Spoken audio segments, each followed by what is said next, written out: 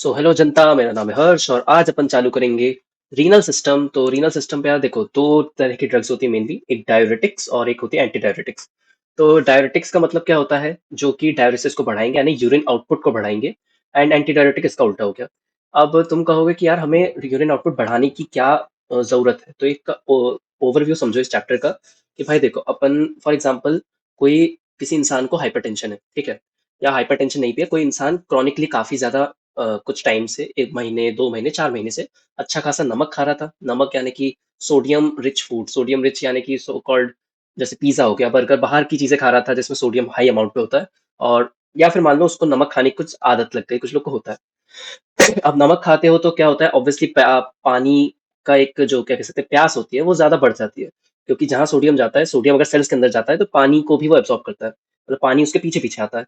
तो ऑब्वियसली पानी भी वो अच्छा खासा पी रहा है, तो अब इसकी वजह से क्या होगा कि धीरे धीरे सोडियम और वाटर वाटर का रिटेंशन बढ़ जाएगा। सोडियम वाटर का रिटेंशन बढ़ेगा बॉडी में, तो ऑब्वियसली जो अपन ने देखा है कि यार ब्लड प्रेशर बढ़ेगा, ब्लड प्रेशर बढ़ेगा यानी कि हाइपरटेंशन स्टेट आएगी, हाइपरटेंशन स्टेट आएगी तो बाकी के जो हाइपरटेंशन से रिलेटेड जो भी हिसाब किताब होता है वो उस पर देखने को मिलेगा। अब वो तुम्हारे क्लिनिक पे आता है, वो कहता है कि मेरी हार्ट बीट थोड़ी सी बड़ी बड़ी सी लग रही है, तुमने देखा, तुमको पता चला कि यार उसको टैकीकार्डिया हो रखा है एंड ऑल दैट सिम्टम हो रहे हैं हाइपरटेंशन के।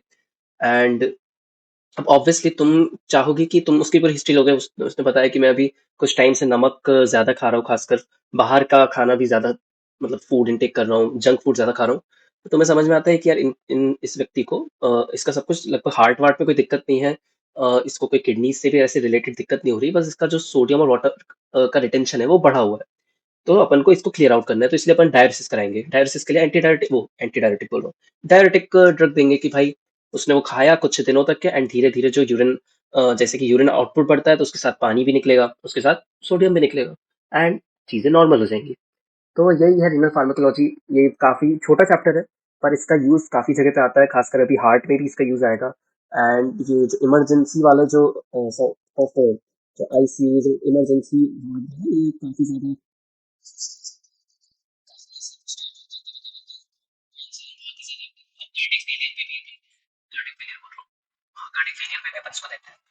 तो रीनल फार्माकोलॉजी के जो ड्रग्स है डायबिटिक्स, ये काफी ज्यादा अपने आप में काम के ड्रग है। एंड ये बहुत बेसिक सा, देखो बेसिक फिजियोलॉजी समझ जाओगे एंड इसका एक जैसे ये जो एक डायग्राम है, इसकी मदद से लगभग तुम सारा जो मैकेनिज्म ऑफ एक्शन है ना वो तुमको समझ में आ जाएगा। ये शुरू के 2-3 पेजेस में सारी ड्रग्स का लगभग।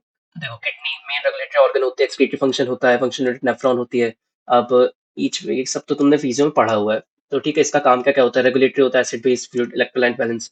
एक्सक्रीटरी फंक्शन वही नाइट्रोजन बेस्ड एंड साथ साथ वाटर एक्स्ट्रा और एक्स्ट्रा सॉल्ट वाटर का कंसंट्रेशन, ये सब पूरा मेंटेन करके रखते हैं। Hormonal activation vitamin D due to production of renin and erythropoietin, ठीक है। रेनिन, यार ये रेनिन के बारे में तुमको थोड़ा सा आइडिया होगा, रास सिस्टम को एक्टिवेट कराने में मदद करता है। इरिथ्रोपोइटिन आरबीसी को बढ़ाता है, जब आरबीसी कमी हो जाती है। आरबीसी बढ़ती कब है? हाइपोक्सिक स्टेट में, ठीक है। ये एक एक्स्ट्रा जनरल जनरल जीके वाली बात हो जाती है। मैकेनिज्म क्या होता है यूरिन फॉर्मेशन का? तो तीन मैकेनिज्म हो, तो क्या ग्लोमेरुलर फिल्ट्रेशन होता है, 3 स्टेप, एक होता है ट्यूबुलर रिअब्सॉर्प्शन और तीसरा होता है एक्टिव ट्यूबुलर सिक्रीशन। ग्लोमेरुलर छन्नी से छानेगा, फिर जो काम काम की चीज है वो सब एब्जॉर्ब हो गया और उसके बाद ट्यूबुलर सिक्रीशन से बाहर निकलेगा। एक सेकेंड। तो कहाँ थे अपन? तो ये 3 स्टेप्स थे, glomerular filtration, tubular reabsorption, active tubular secretion. तो वही सीधा सिंपल सा, छन्नी से साफ होगा, ट्यूबुलर रिअब्सॉर्प्शन है, जो काम काम का सामान है वो अंदर, और जो बाहर है वो सब एक्टिवली, और जो कुछ बाहर, जो कुछ कचरा बॉडी में भी है वो एक्टिवली बाहर सिक्रेट करके पूरा निकालो। तो information packet with glomerular filtration कितना, 180 लीटर पर डे, 99 कट रिअब्सॉर्ब, 99% रिअब्सॉर्ब हो जाता है। यूरिन आउटपुट होता है 1 से 1.5 litre per day. After filtration fluid traverses in the renal tubules. Tubular fluid contains sodium, potassium chloride and bicarbonate amino acid glucose। ये सारा हमने पहले फिजियो में पढ़ के आया है, ठीक है। तो पीसीटी की बात करते हैं, तो अब इसमें साइट 1 साइट 2 के हिसाब से बताया गया। तो देखो एक चीज, इस डायग्राम को देख लो। साइट 1 ये ग्लोमेरुलर, यहाँ पे ग्लोमेरुलस, ये पूरा छन्नी है, यहाँ से साफ होके आता है, तो ये पीसीटी, ठीक है। पीसीटी के बाद क्या आता है भाई? Loop of Henry. Loop of Henry के कौन कौन से? एक होता है descending limb of loop of Henry, और एक होता है ascending limb of loop of Henry. और इसको थिक और थिन के हिसाब से बताते हैं कि जो डिसेंडिंग होता है वो थिन होता है, जो ascending limb of loop of Henry वो थिक होता है। तुम देख सकते हो डायग्राम में भी ये थोड़ा सा ज्यादा चौड़ा बनाया गया है। फिर साइट 3 जो होती है वो अपनी डीसीटी कहलाती है, डिस्टल कन्वोल्यूटेड ट्यूब्यूल। साइट 4 अपना क्या बोलते हैं इसको, कलेक्टिंग डक्ट, ठीक है। तो कलेक्टिंग डक्ट, और ये यूरिन यहाँ से निकल जाता है। तो इसको भी प्रॉक्सिमल प्रॉक्सिमल साइट बोल सकते हो, तुम्हें साइट 3 जैसे बता दो, प्रॉक्सिमल डीसीटी और ये डिस्टल डीसीटी। तो ये जो शब्दों के खेल है ना, ये थोड़े से तुम समझ गए होंगे क्या चलेगा। एंड पीसीटी के बारे में बात कर रहे हैं तो most of the filtered sodium is selectively reabsorbed, chloride is reabsorbed passively. Sodium अंदर जाता है, क्लोराइड भी साथ साथ जा रहा है। And carbonic anhydrase play an important role, carbonic anhydrase plays an important role in the reabsorption of bicarbonate and secretion of H+। Carbonic anhydrase क्या करेगा, बाइकार्बोनेट को अंदर लेगा और हाइड्रोजन को बाहर निकालेगा।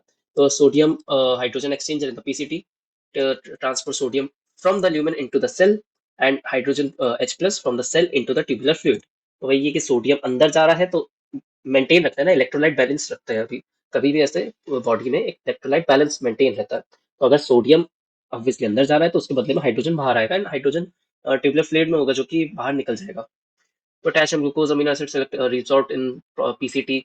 Proportionately, water also get reabsorbed. So tubular fluid in the PCT remains isotonic। तो ये सब काम का सबसे मेन काम की चीज पता है क्या है? ये सोडियम हाइड्रोजन एक्सचेंजर। सबसे तो ये जो तीन शब्द है ना, पीसीटी में क्या पाया जाता है? Sodium hydrogen exchanger. ठीक है, फिर थिक वो descending limb of loop of Henry की बात कर रहे हैं तो ये इम्परमीबल होता है सोडियम के लिए। सोडियम के लिए इम्परमीबल और यूरिया, ये सोडियम और यूरिया के लिए impermeable and highly permeable to water. तो यहाँ पे फ्लूइड हाइपरटोनिक बनता है, हाइपरटोनिसिटी क्रिएट होती है। अब ये जब चीजें है ना, ये सब तुम फिजियो में अगर तुमने पढ़ा है तो अच्छी बात है, नहीं पढ़ा हो बाई चांस तुमको थोड़ा कंफ्यूजन हो तो तुम इसके एनिमेटेड वीडियोस देख सकते हो यार, 4 मिनट 6 मिनट के होते हैं यूट्यूब में। एंड बहुत इजीली समझा देता है कि भाई हाइपरटोनिक कैसे हो गई यूरिन, हाइपोटोनिक कैसे हो रहा है, कंसंट्रेशन कैसे होता है। तो ये चीज तुम एक बार समझ लोगे तो इसके बाद का जो हिसाब किताब है बहुत ईजी हो जाता है। ठीक असेंडिंग लिम्ब फ्लो की बात कर रहे हैं तो यहाँ पे ये इम्परमेबल होता है, उल्टा हो जाएगा डिसेंडिंग का। Impermeable to water, highly permeable to sodium chloride. Active reabsorption of sodium chloride occurs by sodium potassium to chloride ions co-transporter। तो यहाँ पे सबसे मेन जो चीज है, इस चीज को ध्यान रखो, इस पंप को, सोडियम पोटेशियम टू क्लोराइड को ट्रांसपोर्टर। क्योंकि जो ड्रग्स है ना वो इन रिसेप्टर्स पे काम करती है, तो अगर इसको ब्लॉक कर देंगे तो फिर क्या होगा कि भाई रीअब्सॉर्प्शन नहीं होगा। एक्टिव रीअब्सॉर्प्शन जो हो रहा था सोडियम क्लोराइड का, सोडियम और क्लोराइड बाहर निकलेंगे यूरिन के थ्रू। अब अंदर नहीं जा सकते तो भाई ऐसा है ना कि अंदर नहीं गए तो आगे बढ़ो और फिर निकलो बाहर हो जाओ। तो it this selectively block bye loop diuretics. ये भाई लूप डायरेटिक्स जो क्लास है उसके लिए सिलेक्टिवली ब्लॉक करती है thick ascending limb of loop of Henry, खास करके इस पंप को। एंड कैल्शियम मैग्नीशियम और also resolve is this side. तो अब कैल्शियम, अब मान लो भाई किसी को तुम लूप डायरेटिक दे रहे हो एंड उसकी वजह से ये जो पंप है ये स्टॉप हो गया। तो स्टॉप होने के कारण क्या होगा, यही पंप की वजह से कैल्शियम मैग्नीशियम भी रिएब्सॉर्ब होते हैं इसी साइड पे। तो ऑब्वियसली वो उसका भी मतलब उसको भी एब्सॉर्ब करने, वो भी चीजें एब्सॉर्ब नहीं हो पाएंगे, कैल्शियम मैग्नीशियम भी प्रॉपर्ली एब्सॉर्ब नहीं होगा। तो क्या होगा, हाइपोकैल्सीमिया हो जाएगा, हाइपोमैग्नीसीमिया हो जाएगा। ठीक है, तो ये इसके बारे में बता रहा है। ये second second loop diuretics PCT पे, इधर ये कार्बोनिक एनहाइड्रेस इनहिबिटर काम कर रहा है। Loop diuretics side 2 thick ascending limb of loop of Henle पे। साइड 3 थायजाइड्स। तो थायजाइड्स के बारे में अर्ली डीसीटी की बात करते हैं, तो इसमें early early DCT, early distal या प्रॉक्सिमल बोलता हूँ तो कंफ्यूज ना होने के लिए अर्ली डीसीटी बोल दो, लेट डीसीटी बोल दो, कोई ज्यादा फर्क नहीं पड़ेगा या डिफरेंस नहीं आता। तो अर्ली की बात करते हैं तो impermeable to water but sodium chloride reabsorb with the help of sodium chloride symporter. और सोडियम क्लोराइड सिम्पोर्टर कहाँ पाए जाते हैं, साइड 3। इधर सोडियम क्लोराइड सिम्पोर्टर पाए जाते हैं थायसाइड्स, जिसको ब्लॉक करता है। अब सोडियम क्लोराइड सिम्पोर्टर ब्लॉक हो गए तो ऑब्वियसली क्या होगा, सोडियम क्लोराइड अंदर नहीं जा सकता बॉडी के, तो वो यूरिन के थ्रू बाहर निकलेगा। एंड ऑब्वियसली यूरिन से जब सोडियम क्लोराइड निकल रहा है तो वाटर भी साथ साथ निकलता है, फ्लूइड जो होता है बॉडी में वो कम होते जाता है। Late DCT and collecting duct. तो ये लेट डीसीटी और कलेक्टिंग डक्ट यहाँ पे साइड 4 पे बता रहा है। तो ये पोटेशियम स्पेयरिंग डायरेटिक्स के बारे में बात होती है यहाँ पे। Sodium is actively reabsorb, chloride and water diffuse passively. मतलब सोडियम जहाँ एक्टिवली रीअब्सॉर्ब होता है, क्लोराइड और मतलब क्लोराइन क्लोराइड आयंस और वाटर भी साथ साथ पैसिवली उसके पीछे पीछे जाता है। Exchange of sodium potassium hydrogen ion occurs. The sodium potassium exchange is under the influence of aldosterone. Aldosterone क्या करता है, प्रमोट करता है सोडियम एब्सॉर्प्शन को और पोटेशियम डिप्लीशन को। तो ये यहाँ पे कौन सा पंप पाया जाता है, यहाँ पे कौन सा आयन चैनल पाया जाता है, सोडियम पोटेशियम एक्सचेंजर। अब मतलब सीधी सिंपल सी बात है, अगर एल्डोस्टेरॉन, ये एल्डोस्टेरॉन के अंदर होता है, एल्डोस्टेरॉन का काम रहता है सोडियम को रीअब्सॉर्ब करेगा, पोटेशियम को बाहर फेंकेगा। अब अगर मैं कोई ऐसी दवाई दूं जिसकी वजह से एल्डोस्टेरॉन एक्ट ना कर पाए, ठीक है, या ये जो पंप है ये एक्ट ना हो पाए, तो सोडियम क्या होगा, सोडियम यूरिन से अंदर नहीं जा सकता, वापस रीअब्सॉर्ब नहीं हो पाएगा। और जो पोटेशियम है वो बॉडी के अंदर, ये पोटेशियम बाहर नहीं आएगा, क्योंकि इलेक्ट्रोलाइट को बैलेंस रखना रहता है। ठीक है, इतना हमेशा ध्यान रखो। तो सोडियम जब अंदर नहीं आ पाया और पोटेशियम बाहर नहीं जा पाया, तो पोटेशियम स्पेयर हो गया। पोटेशियम स्पेयरिंग का मतलब क्या हो रहा है? पोटेशियम स्पेयरिंग डायरेटिक्स का मतलब कि भाई अब पोटेशियम स्पेयर हो गया, मतलब बॉडी से पोटेशियम बाहर नहीं निकल रहा, सिर्फ सोडियम बाहर निकल रहा है। Absorption of water in collecting duct is under the influence of antidiuretic hormone. पानी जो सॉर्ट ऑफ एब्जॉर्ब पानी कलेक्टिंग डक्ट में जो पानी होता है वो एब्जॉर्ब होता है किसके अंदर पे? एंटी डायरेटिक हार्मोन के अंदर पे, ADH. In the absence of ADH, the collecting duct becomes impermeable to water and a large amount of dilute urine is excreted. तो अगर एडीएच एंटी डायरेटिक हार्मोन को तुमने रोक दिया फॉर एग्जांपल, कलेक्टिंग डक्ट में इम्परमेबल हो जाएगी पानी, कलेक्टिंग डक्ट इम्परमेबल हो जाएगी पानी के लिए, and the large amount of dilute urine is excreted. अच्छा खासा जो यूरिन है डाइल्यूट अमाउंट पे, मतलब अच्छा खासा वॉल्यूम निकलेगा यूरिन का बाहर। Normally hydrogen H plus ions present in urine convert NH3 ammonia को अमोनियम आयंस में कन्वर्ट करते हैं जो कि एक्सक्रीट होता है। तो ये हो गया एक बेसिक ओवरव्यू। एंड इन ये जो रिसेप्टर्स है इसी पे पूरा खेल चलेगा। तो देखो डायरेटिक्स की क्लासेस कौन कौन सी क्लासेस है? High ceiling inhibitors of sodium potassium two chloride को ट्रांसपोर्ट, ये कहाँ पे है? ये चैनल कहाँ पे अभी बताया था मैंने? सोडियम, ये thick ascending loop of Henle पे कौन सा channel? Sodium potassium two chloride को ट्रांसपोर्टर, ये उसको रोक रहा है ये ड्रग्स। मीडियम एफिकेसी वाले जो है inhibitors of sodium chloride symporter. Sodium chloride symporter कहाँ पाए जा रहे थे अपने? ठीक है, थायजाइड के अपन ने कहा बात की थी साइड 3 पे, यहाँ पे ये सोडियम क्लोराइड सिंपोर्टर, ये जो ड्रग्स है ये यहाँ पे एक्ट करेंगी। फिर वीट एडजम, ये एडजेक्टिव डायरेटिक्स, तो इस पे कार्बोनिक एनाइड्रेस, ये साइट 1 जो पीसीटी पे कार्बोनिक एनाइड्रेस इनहिबिटर एसेटोजोलामाइड, ये वहाँ काम करेगा। पोटेशियम स्पेयरिंग के बारे में अभी बात की है जस्ट। पोटेशियम स्पेयरिंग कहाँ पे मिलेंगे अपन को? इस डायग्राम से देखो, साइट 4, लेट डीसीटी या फिर अर्ली कलेक्टिंग डक्ट। ठीक है, तो ये सारा हिसाब किताब। तो अभी ड्रग्स का दाम देख लो हाई सीलिंग पे, फ्यूरोसमाइड, ब्यूमेटेनाइड एंड टोरासामाइड। फिर मीडियम एफिकेसी में दो क्लासेस होती है, बेंजो थायोडाइजीन्स और थायजाइड लाइक। तो ये थायजाइड ग्रुप वाली है और ये थायजाइड लाइक वाली, मतलब कि ये उससे सिमिलर काम करती है, सिमिलर एक्शन प्रोड्यूस करती है, सिमिलर केमिकल स्ट्रक्चर हो सकता है। तो बेंजो थायोडाइजीन्स का एग्जांपल हाइड्रोक्लोरथायजाइड, फिर हाइड्रोफ्लोमेथियाजाइड, फिर बेंजथायाजाइड। ठीक है, और थायजाइड लाइक वाली कौन सी ड्रग्स हो गई? क्लोरथैलिडोन, मेटोलाजोन, फिर जिपामाइड, इंडेपामाइड, क्लोपामाइड, ये हो गई ये ड्रग्स थायजाइड लाइक वाली। वीड एडजुवेंट डायरेटिक्स की बात करते हैं, कार्बोनिक एनाइड्रेस इनहिबिटर एसिटाजोलामाइड, ये अपन काफी बार इस पे चर्चा हो चुका है। आई थिंक एएनएस 1 पे भी मैंने इसके बारे में थोड़ी सा बताया था एसिटाजोलामाइड के बारे में। ऑस्मोटिक डायरेटिक भी अपन ने पहले देख चुके हैं। ग्लाउकोमा में तुमको मैं बता रहा था कि ऑस्मोटिक डायरेटिक का हिसाब किताब, तो मैनिटॉल आइसोसार्बाइड ग्लिसरॉल, तो जो मैनिटॉल या मैनिटॉल हो गया फॉर एग्जांपल, ऑस्मोटिक डायरेटिक क्या करता है? पूरी बॉडी से पानी खींच के बाहर निकालता है। ठीक है, एक तरह से मतलब वाटर, ये बहुत ही हाइड्रोफिलिक सब्सटेंस होते हैं। तो जब तुम आईवी के थ्रू दे रहे हो या फिर फॉर एग्जांपल तुम ओरली जैसे इसका इंटेक कर रहे हो, तो अब क्या करेगा भाई? ये जो गट पे गया या फिर पूरी ब्लड स्ट्रीम पे जैसे ही जाएगा, तो ये पानी को एब्जॉर्ब करेगा। इसका काम मतलब इसको पानी की बहुत चाह है, तो यह ऑस्मोटिक डायरेटिक है। एक तरह से इस कैटेगरी में इसलिए रखते हैं कि भाई ये पानी को पूरी बॉडी से खींचता है एंड उसे बाहर निकालता है। इसका मैंने केस बताया था आई थिंक एएनएस जब पढ़ा रहा था तब, कि भाई जो किसी को मान लो सेरिब्रल इडीमा है फॉर एग्जांपल, मतलब दिमाग में पानी जमा हो रहा है या दिमाग में फ्लूइड कंसंट्रेशन ज्यादा है और वो अपन को कम करना है, तो osmotic diuretic is the drug of choice. कि भाई उसमें से भी मैनिटॉल, खासकर मैनिटॉल दोगे तो सारा पानी पानी निकलेगा, मतलब फ्लूइड पूरा एक्सक्रीट आउट होगा, तो ये ब्लड ब्रेन बैरियर से भी क्रॉस करके फ्लूइड बाहर निकल जाएगा एंड एक्सक्रीट आउट हो जाएगा। पोटेशियम स्पेरिंग डायरेटिक्स में दो होते हैं, एल्डोस्टेरोन एंटागोनिस्ट जो एल्डोस्टेरोन को रोक रहा है, और एक renal epithelial sodium channel inhibitors. तो ये किसकी बात कर रहे हैं? सोडियम चैनल इनहिबिटर्स की। तो ये जो सोडियम पोटेशियम एक्सचेंजर होता है under the influence of aldosterone, तो किस तरह से एल्डोस्टेरोन का एंटागोनिस्ट दे दो, उसको रोक दो, नहीं तो जो चैनल है चैनल को ही तुमने कॉम्पिटिटिवली ब्लॉक कर दिया। एल्डोस्टेरोन एंटागोनिस्ट कौन से? स्पाइनोलैक्टोन और eplerenone, renal epithelial sodium channel inhibitors amiloride और ट्राइएम्टेरिन। अब देखते जाओ ये सब जो डायोटिक्स कौन सी ड्रग्स होती है, promote excretion sodium water and urine, और अभी तक के अपन यही बात करते आ रहे हैं। ये इसने पूरा वो बता के रखा है कि भाई जैसे drug acting on entire nephron, जिसमें से मेन साइट जो होती है वो होती है लूप ऑफ हेनली पे। ऑस्मोटिक डायरेटिक्स की मेन साइट होती है लूप ऑफ हेनली, बट ये सारी जगह से ही पानी खींचते हैं। ठीक है, मैनिटॉल, ग्लिसरॉल, आइसोसोर्बाइड। बाकी जैसे मैं तुमको एक बताऊं तो एक ट्रिक होती है इसको याद करने की, एक underline पे आएगा क्या? हम्म, ये पेंसिल का कुछ नहीं है इसको यार,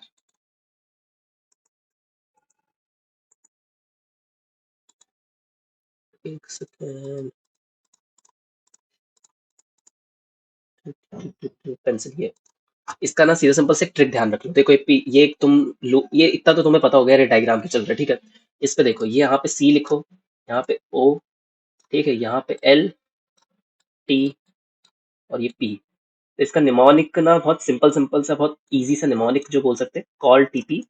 ये मेरे को मतलब, मैं जब पढ़ रहा था तो मेरे को ये याद, मतलब शायद यूट्यूब में पढ़ रहा था कहीं पे, तो मेरे को बताया था। एंड ये बहुत ईजी है, ये बहुत ईजी टू रिमेंबर है। कॉल टीपी याद रखो, ये कार्बोनिक एनाहाइड्रेस इनहिबिटर, ये पीसीटी पे आएगा। जो ऑस्मोटिक डाययूरेटिक है वो लूप ऑफ हेनली पे मेनली एक्ट कर रहा होगा। फिर जो लूप डाययूरेटिक्स है वो thick ascending limb of loop of Henley पे एक्ट करेंगे। टी से थायाजाइड हो जाएगा क्योंकि अर्ली डीसीटी पे काम हो रहा है इसका। फिर पी से, ठीक है, फिर पी से कौन सा होगा, पोटेशियम स्पेरिंग डाययूरेटिक्स, तो वो साइड 4 जो कलेक्टिंग डक्ट है, लेट टीसीटी। तो ये कॉल टीपी को ध्यान रखो, इसको याद रख लोगे ना, तुम्हारा बहुत सारा जो मैकेनिज्म एक्शन है ये हो गया। और ये जो आयन के हिसाब किताब है ये याद रखोगे ना, तो इजीली चीजें हो जाती है। इस चैप्टर में ज्यादा कुछ है ही नहीं, यही सब पूरी कथा कहानी चलते रहेगी अभी। अब ये देखो, मैकेनिज्म एक्शन कार्बोनिक एंहाइड्रेस इनहिबिटर्स का। CO2 and H2O from the tubular lumen diffuse into tubular cell. H2CO3 is formed in the carbonic anhydrase की वजह से क्या बोलता है। देखो, CO2 और H2O मिलके क्या बनाते हैं, H2CO3, किसकी मदद से, कार्बोनिक एनहाइड्रेस की मदद से। जो कार्बोनिक एसिड होता है एक सेकंड यार, गला।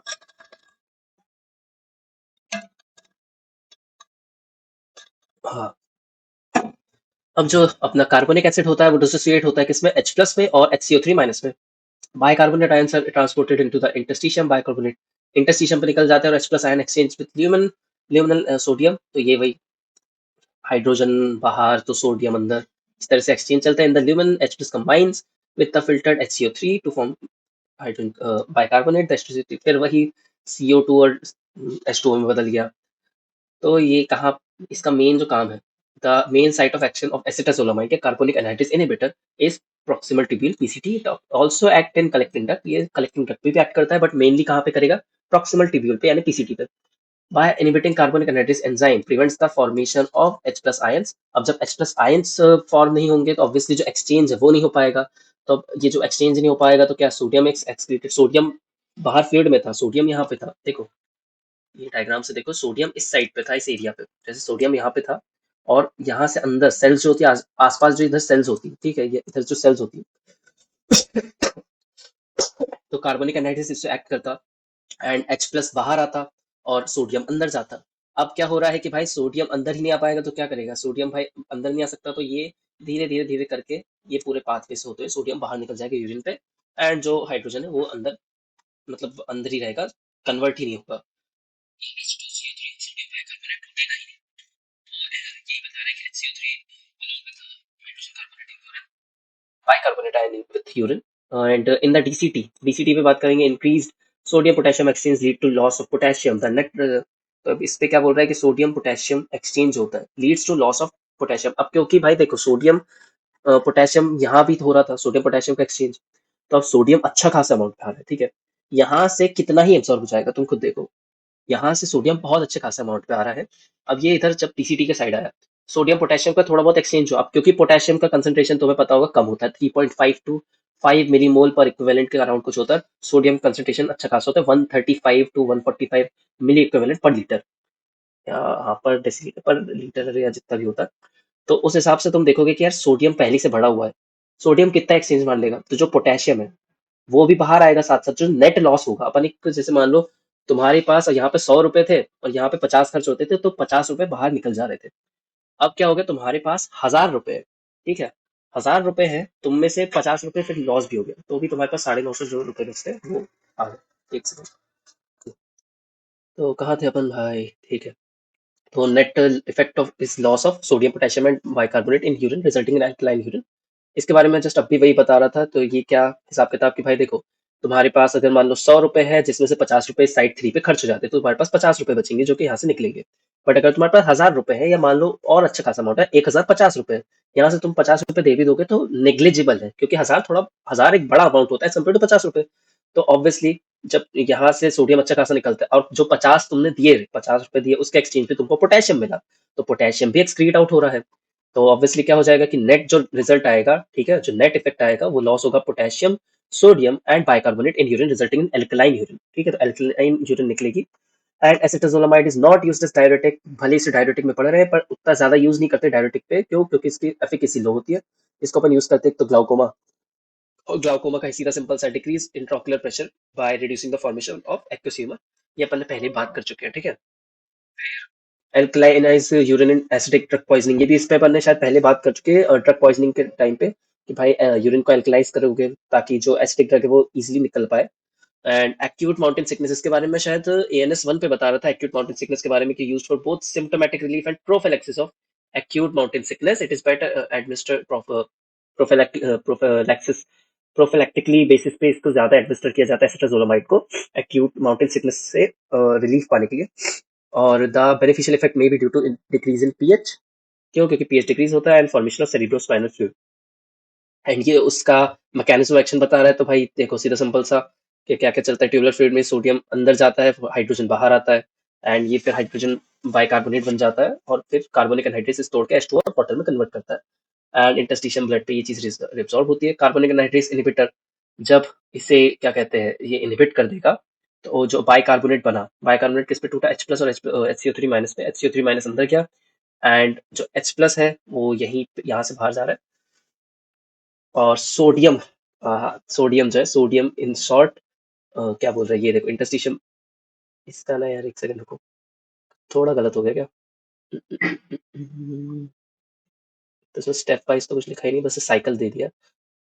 ऑब्वियसली देखो इतना सा बोल रहा है कि भाई देखो सोडियम बाइकार्बोनेट जो है वो टूटा सोडियम बनेगा, सोडियम अंदर जाएगा, हाइड्रोजन बाहर आता है, ठीक है, इतना तो बेसिक सा हिसाब किताब हो गया। फिर ये सोडियम मेनली क्या, जो रीअब्सॉर्प्शन होता है, तो क्या होता है, सोडियम अंदर जाता है और इसके बदले में क्या आता है, हाइड्रोजन बाहर आता है।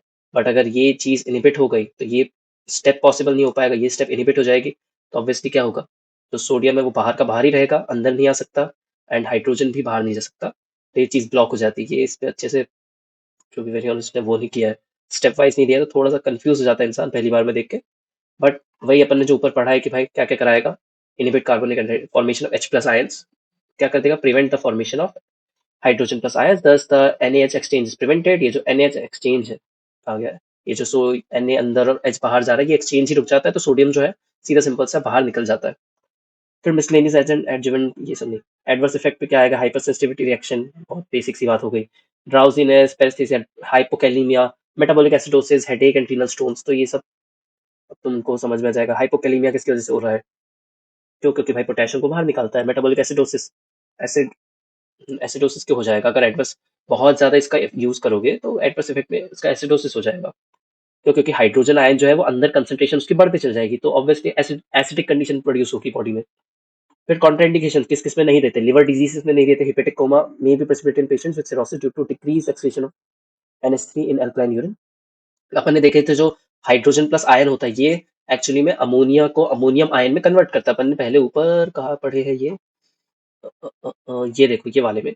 तो अब मान लो हाइड्रोजन आयंस अंदर ही है, ठीक है, अमोनियम आयन पे नहीं निकल रहा है, अमोनियम आयन प्रोड्यूस नहीं हो रहा, अमोनियम आयन एक्सक्रीट नहीं हो रहा, तो जो अमोनिया है NH3 वो बॉडी में ज्यादा अमाउंट पे बढ़ेगा, और जो रीनल बोल रहा हूँ, जो लिवर वाले पेशेंट्स हैं, लिवर डिजीज वाले पेशेंट, उस पर दिक्कत ज्यादा बढ़ेगी। और COPD, chronic obstructive pulmonary disease, तो worsening of metabolic acidosis is seen, और acidosis क्योंकि भाई COPD में क्या हो रहा है भाई, पहले से पानी, मतलब पानी बोल रहा हूँ सॉरी, पहले से एसिड H प्लस आयन बढ़ रहा है, और यहाँ पे सांस लेने में भी दिक्कत हो रही है, तो और CO2 भी सॉर्ट ऑफ प्रॉपरली बाहर नहीं निकल पा रहा है बॉडी से, तो एसिडोसिस की कंडीशन बढ़ते चल जाएगी। ऑस्मोटिक डायरेटिक्स, एक सेकंड यार, एक तो गला इतना दिक्कत कर रहा है ना, बीच बीच में मेरे को ब्रेक्स लेने पड़ रहे हैं ना चाहते हुए भी। ऑस्मोटिक डायरेटिक्स की बात करते हैं, तो अभी बताया मैनिटॉल, ग्लिसरॉल, आइसोसोर्बाइट, इसका ये आईवी, मैनिटॉल को आईवी के थ्रू देते हैं, neither metabolise not body significantly reabsorb करती है, ये सीधा सिंपल सा जाता है बॉडी से, बॉडी में अंदर जाएगा, पानी खींचेगा, बाहर निकल जाता है। ग्लिसरॉल को orally to reduce intraocular pressure in acute congestive glaucoma में यूज करते हैं ग्लिसरॉल को। मैकेनिज्म एक्शन देखो, हिसाब किताब क्या है, draws water from tissues by osmotic action, increase, तो क्या हो जाता है, increase excretion of water and electrolyte, their site of action is in the loop of Henle and proximal tubule, but ये पूरी जगह पे, पूरे नेफ्रॉन पे एक्ट करते हैं लगभग।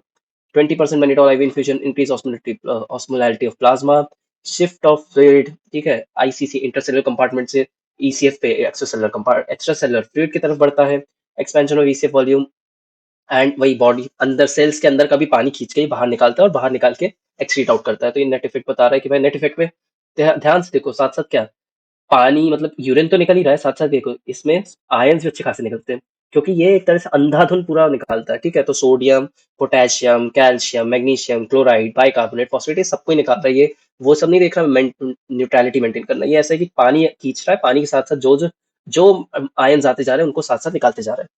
तो यूज क्या करते हैं, तो ये इंट्राक्रेनियल प्रेशर के लिए, इंट्राक्रेनियल प्रेशर अगर बढ़ जाता है तो उसको कम करता है। मैंने बताया था इंजरी ट्यूमर हो गया जैसे, ठीक है, तो ये उसके लिए खासकर यूज किया जाता है।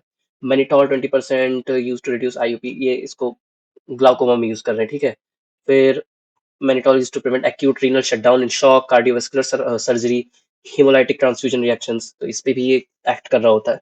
And maintain the osmolarity of ECF after dialysis, dialysis में भी अगर क्या होता है डायलिसिस में कि कभी कभार आईसीसी मतलब इंटरसेलुलर कंपार्टमेंट जो फ्लूइड है वो तो ज्यादा है पर ईसीएफ में कम है, तो उसको मेंटेन करना, ऑस्मोलैरिटी को मेंटेन करने के लिए अपन मैनिटॉल को यूज करते हैं, बहुत कम अमाउंट ऑब्वियसली। फिर adverse effect, too rapid and too much quantity of IV mannitol can cause marked expansion of EC volume which can lead to pulmonary oedema. हो सकता है कि भाई ईसीएफ कम मतलब एक्स्ट्रा सेलुलर फ्लूइड बहुत ज्यादा बढ़ गया तो ऑब्वियसली लंग्स वंग्स के आसपास का जो एरिया है उधर भी फ्लूइड इकट्ठा होने लगे, पल्मोनरी एडीमा होने के चांसेस बढ़ जाते हैं।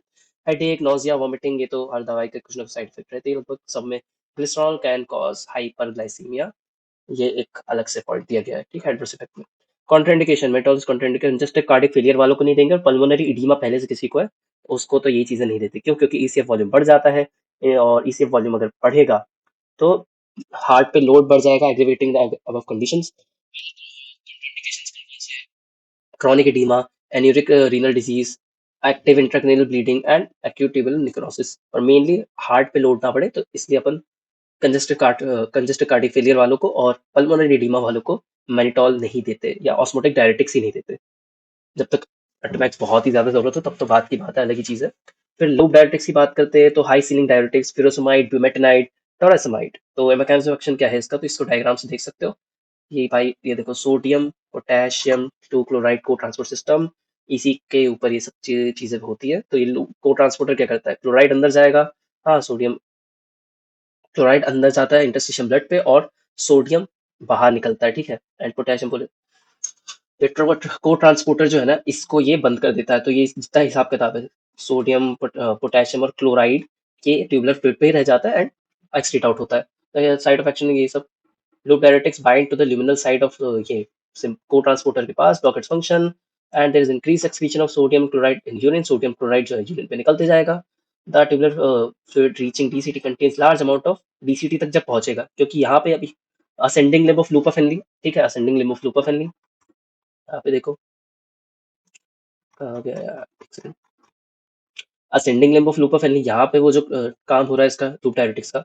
अब जब ये साइड 3 यानी डीसीटी पे पहुंचेगा तो अच्छा खासा सोडियम होगा यहाँ पे। तो उसके आगे की कथा कहानी क्या बता रहा है भाई ये, कि अब large large amounts of sodium, sodium ions, more sodium exchange with K plus leading to potassium loss. फिर वही मैंने बोला कि सोडियम अच्छे खासे अमाउंट पे आ गया डीसीटी पे, अब जो सोडियम पोटेशियम के चैनल्स होंगे तो पोटेशियम उनके साथ जितना हो सकता है एक्सचेंज मारेगा, तो पोटेशियम बाहर आएगा, सोडियम अंदर जाएगा। तो ऑब्वियसली क्या होगा कि लॉस होगा पोटेशियम का। सोडियम तो वैसे ही बहुत अच्छे खासे अमाउंट पे बॉडी में, बट पोटेशियम तो एक लिमिटेड अमाउंट पे है ना। पोटेशियम का लॉस हो रहा है, तो और ये फ्यूराइड and carbonate increase the excretion of HCO3 minus, तो ये बाइकार्बोनेट को भी बढ़ा रहा है। Loop diuretics also increase the excretion of calcium magnesium, ये अपन ने अभी जस्ट थोड़ा ऊपर पहले पढ़े थे, तो इसकी वजह से हाइपोकैल्सीमिया और हाइपोमैग्नीशिया होने के चांसेस बढ़ जाते हैं।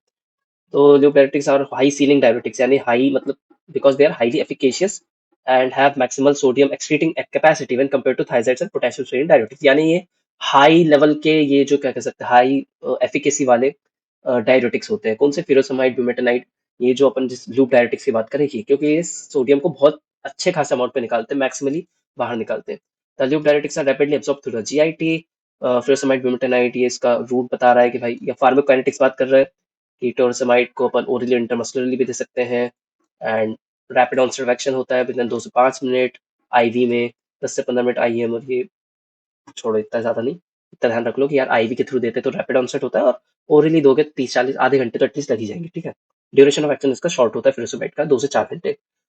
तो अगर कोई बहुत अति में किसी को मतलब जो बोलते हैं ना एडिमा वाला पेशेंट है, तो उसको अपन फिरोसमाइड इसलिए ज्यादातर कंसीडर करते हैं क्योंकि इसका ड्यूरेशन एक्शन छोटा है। तो तुमने दिया एंड हो सकता है 4 घंटे बाद वो स्टेबल हो जाए, फिर उसके बाद भले अपन कोई छोटी मोटी डायरेटिक्स पे चल जाए, जैसे कि कार्बोनिक एनहाइड्रेस तो नहीं, बट थायाजाइड वाले ग्रुप पे पहुंच जाए, पर शुरू में अगर कोई इमरजेंसी पेशेंट आया, इमरजेंसी केस है, तो अपन फ्यूरोसमाइड को बहुत ज्यादा यूज करते हैं इमरजेंसी वार्ड में खासकर। फिर bumetanide and torsemide can be administered orally parenterally, more potent होती है, better oral bioavailability, torsemide longer half life than others. फिर थेरेपेटिक यूजेस की बात करते हैं तो therapeutic uses during initial stage of renal and cardiac oedema, loop diuretics are preferred, useful in hepatic oedema too vigorous dialysis should be avoided to prevent hepatic coma. एकदम ऐसा भी नहीं कि इतना ज्यादा डायलिसिस कराए कि भाई हेपेटिक कोमा में पहुंच गया इंसान, क्योंकि ऑब्वियसली हेपेटिक एडिमा में साथ साथ शुगर का भी लॉस होता है, तो ग्लूकोज जब लॉस होगा पता चला बहुत ज्यादा, कोमा में पहुंच सकता है पेशेंट, हेपेटिक कोमा जो बोलते हैं। आई थिंक मैं सही बोल रहा हूँ। फिर IV furosemide along with isotonic saline, saline के साथ दोगे तो used in hypercalcemia as it promotes the excretion। मैंने बताया था एक्सक्रीशन करा रहा है, तो हाइपरकैल्सीमिया वाला कोई पेशेंट है तो उसका एक्सक्रीशन कराएगा, कोई नॉर्मल बंदा है तो हाइपोकैलेमिया की कंडीशन प्रोड्यूस कर देगा। एक्यूट पल्मोनरी एडिमा में लूप डायरेटिक किस तरह से काम करता है, IV furosemide दोगे, increase prostaglandin synthesis release, increase renal blood flow, increase of systemic venous capacitance due to vasodilation result in loss shift of blood from central pulmonary।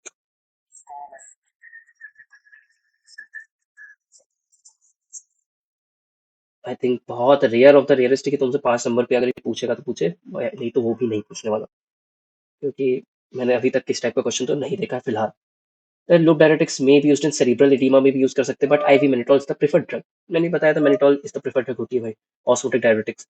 फिर hypertension पे loop diuretics will be used in hypertension with cardiac cardiac chronic क्या बोल रहा है इसे? कौन सा failure है ये, congestive cardiac failure, renal failure, and in hypertensive emergencies. Furosemide is not preferred in uncomplicated primary hypertension because of its short duration of action. To prevent volume overload, furosemide is administered during blood transfusion. Adverse effect क्या हो जाएंगे, electrolyte disturbance हो रहा है, सीधी simple सी बात, hypokalaemia, hyponatraemia. Hypokalaemia क्यों हो रहा है, क्योंकि मोस्ट एडवर्स इफेक्ट क्यों, क्योंकि भैया सीधा सिंपल सा पोटेशियम जो है वो ज्यादा अमाउंट पे लॉस होता है कम्पेयर टू सोडियम। फिर इस पे क्या क्या चीज देखने को मिलेगी, फटीग देखने को मिलेगा, मस्कुलर वीकनेस, कार्डिक एरिथमियास देखने को मिलेंगे। तो इसलिए इसको यूज करते हैं, अपन हाइपोकैलेमिया का ना हो तो क्या करेंगे, लो डायरेटिक भी दे रहे हैं एंड साथ साथ पोटेशियम स्पेरिंग डायरेटिक। तो पोटेशियम स्पेरिंग क्या कर रहा है, पोटेशियम को मतलब बाहर एक्सक्रीट आउट नहीं होने देता है। कौन से स्टेप पे आएगा, फोर्थ वाले, मतलब ये फोर्थ वाला कौन सा था अपना, late DCT early collecting induct, उस साइड में पोटेशियम स्पेरिंग डायरेटिक्स एक्ट करते हैं। एंड पोटेशियम की सप्लीमेंटेशन तुम बाहर से देते रहो, तो अगर मान लो पोटेशियम बाहर इधर से निकल भी रहा है तो तुम IV के थ्रू पोटेशियम सप्लीमेंट देते जा रहे हो, तो बॉडी में बैलेंस बना रहेगा। फिर hyponatraemia loop diuretics can cause depletion sodium from the body. अगर बहुत ज्यादा अमाउंट में दोगे तो ऑब्वियसली भाई सोडियम भी एक टाइम के बाद कितना ही बॉडी कितना ही निकाल देगी, अगर हद से ज्यादा दे दोगे कोई भी ड्रग तो उसके साइड इफेक्ट होने के चांसेस ज्यादा बढ़ जाते हैं। ये भी वही हाइपोकैल्सियम हाइपोमैग्नीशियम, इस पे तो अभी मैं बात कर चुका हूँ, ठीक है। फिर हाइपोमैग्नीशियमिया, मैग्नीशियम की कमी अगर हो गई तो कार्डिक एरिथमियाज होने के चांसेस बढ़ जाते हैं। फिर मेटाबॉलिक डिस्टर्बेंस में क्या आ गया, हाइपरग्लाइसीमिया, क्यों, डिक्रीज इंसुलिन सिक्रीशन। अब ये थोड़ा सा ना हाइपरग्लाइसीमिया, ये इंसुलिन सिक्रीशन पोटेशियम से रिलेटेड है, जब पोटेशियम की अमाउंट कम होता है तो इंसुलिन का भी अमाउंट कम हो जाता है, क्योंकि पोटेशियम चैनल्स वैनल्स कुछ ओपन होते हैं। ये तुम आई थिंक इसमें आएगा एंडोक्राइन वाले सिस्टम पे भी पढ़ोगे इसको, रिसेप्टर्स का काम। इसलिए हाइपरग्लाइसीमिया होता है। हाइपरयूरिसेमिया, क्यों, क्योंकि renal excretion of uric acid नहीं हो पाता, डिक्रीज हो जाता है, तो उसके वजह से गाउट हो सकता है। हाइपरयूरिसेमिया में hyperlipidemia, they increase plasma triglyceride and LDL cholesterol level. तो ये जीके वाली बात होगी कि हाइपरलिपिडेमिया भी लूप डायरेटिक्स का ओवर यूज या एडवर्स साइड इफेक्ट में आता है। ओटोटॉक्सिसिटी यानी कि कानों में कुछ दिक्कत होगी, तो डेफनेस, वर्टाइगो, टिनिटस, ये क्या हो गया, डेफनेस तो भाई बहरापन। वर्टाइगो के बारे में मैंने पिछले आई थिंक पिछले 2 लेक्चर 3 लेक्चर पहले कभी बताया था। वर्टाइगो होता क्या है, वर्टाइगो ऑब्वियसली मतलब कि ऐसे समझो तुम अच्छा तेज घूमे, ठीक है, कुछ झूले हो, जो झूले होते हैं ना जिसमें एकदम घुमाता है धक्का दे दे के, या फिर तुमने एक जगह खड़े होकर अच्छे खासे चक्कर लगा लिया और फिर तुम अचानक से खड़े हो गए, तो तुमको दुनिया जो है वो आसपास से पूरी हल्की सी घूमती हुई दिखाई देगी, एक घूमता फीलिंग आएगी, तो वो वर्टाइगो कंडीशन कहलाती है। एंड ऑब्वियसली ये सेमी सर्कुलर कैनाल्स की वजह से ये मैनेज होता है पूरा हिसाब किताब। तो ऑटोटॉक्सिसिटी में अगर कान में दिक्कत हुई तो डेफनेस, वर्टाइगो, टिनिटस यानी कि एकदम तुम एक जो बोलते हैं ना एक हाई फ्रिक्वेंसी की साउंड से चिन करके पूरे टाइम चलती रहती है, तो टिनिटस कहलाएगा, due to damage of the hair cells in the inner ear. फिर यूजुअली रिवर्सिबल और स्टॉपेज ऑफ थ्योरी, रिस्क बढ़ते चल जाता है in patients with renal impairment. क्यों, क्योंकि भाई अगर रीनल इम्पेयरमेंट है तो अगर कोई भी ड्रग कैसे निकलती है, यूरिन के थ्रू निकलेगी। अब अगर रीनल इम्पेयरमेंट होगी तो ड्रग कहाँ पे, बॉडी के अंदर ज्यादा रहेगी, बॉडी के अंदर ज्यादा टाइम तक रहेगी, तो ऑटोटॉक्सिसिटी के चांसेस बढ़ जाएंगे।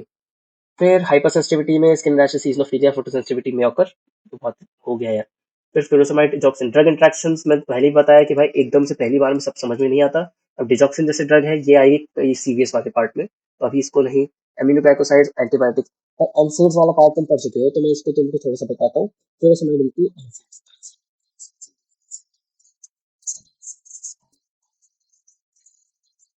एंड उसकी वजह से जो हीमोडायनेमिक चेंज आते हैं, तो वो भी ब्लॉक हो जाएंगे। ठीक है, block prostaglandin mediated hemodynamic changes of diuretics, chronic use of NSAID lead to sodium and water retention, sodium water का रिटेंशन ज्यादा होगा and diminish the anti hypertensive effect. मतलब क्या कर रहा है, एनसेड्स को लेते हो तो उसकी वजह से सोडियम वाटर का रिटेंशन बढ़ जाता है, एंड लूप डायरेटिक्स क्या करती है भाई, सोडियम वाटर को बाहर निकालती है। अब अगर एनसेड्स को क्रॉनिकली यूज करोगे तो ऑब्वियसली ये जो लूप डायरेटिक्स है, थायजाइड्स है, इनका एंटी हाइपरटेंसिव इफेक्ट यानी कि सोडियम और वाटर को एक्सक्रीट आउट करने का इफेक्ट है वो थोड़ा सा कम हो जाएगा। तो ये वही बता रहा है, बेसिक कॉमन फंडा बता रहा है। ये फेरोसोमाइट थायजाइड्स इनटू लिथियम, लिथियम अब सीएनएस पे आती है, तो ये इसके बारे में बता रहे हैं। लिथियम वैसे अपने आप में बहुत नैरो रेंज की ड्रग होती है, and diuretics cause hyponatremia leading in compensatory increase in reabsorption sodium lithium in the PCT leading to lithium toxicity। Hyponatraemia होता है तब सोडियम, क्या होता है कि सोडियम रिएब्सॉर्प्शन ज्यादा बढ़ जाता है पीसीटी में, तो साथ साथ उसके पीछे पीछे ना लिथियम भी आ जाता है, तो लिथियम अगर रिएब्सॉर्ब होकर ज्यादा अमाउंट पे होगा तो लिथियम टॉक्सिसिटी हो जाएगी। तो ये एक ड्रग इंट्रैक्शन जो कि तुम सीएनएस पे भी जब लिथियम के बारे में पढ़ोगे तब तुम समझ में आएगा क्यों ये टॉक्सिक है एंड किस लिए यूज करते हैं ऑल दैट। फिर उसमें क्लोथेल्डोन इनटू अमाइलोराइड, तो अमाइलोराइड अपन आगे पढ़ेंगे, बट इसका एक बार देख लो, कॉज हाइपोकैलेमिया। फिर उस की वजह से क्या होता है हाइपोकैलेमिया, अमाइलोराइड क्या करता है, अमाइलोराइड है क्या, पोटेशियम स्पेयरिंग डायरेटिक्स। पोटेशियम क्या है, activity,